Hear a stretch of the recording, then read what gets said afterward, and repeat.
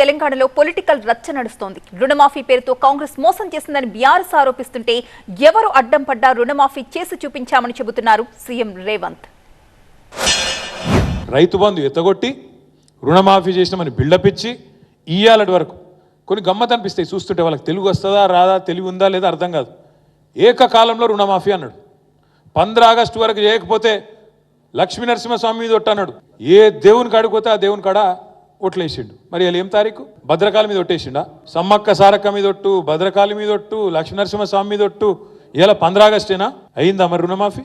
2 లక్షల రుణమాఫీ 15 ఆగస్టు లోపల చేస్తా అన్నాడు. మరి ఇప్పుడు ఆ దేవుళ్ళ సంగతి ఏంది? వాళ్ళెంత బాధపడాలి? అంటే ఆఖరికి దేవుళ్ళం కూడా ఇడిచిపెట్టలే ఓట్ల కోసం. ఏ దేవుడు కనబడితే ఆ దేవుని మీద ఒట్టేసి అవద్దని చెప్పిండు.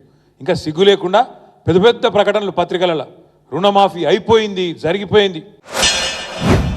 లక్షలాది తెలంగాణ రైతాంగానికి రైతు రుణమాఫీ చేసి తీరుతామని లెక్కలు వేసి అంకెలు కూడి ఎంతమంది అడ్డం పడ్డా, ఎంతమంది కాళ్ళల్లో కట్టె పెట్టాలని చూసినా ఇయాలటికి ఇయాల 18,000 కోట్ల రూపాయలు ఇయాల రైతుల ఖాతాలో మనం వెయ్యడం జరుగుతుంది.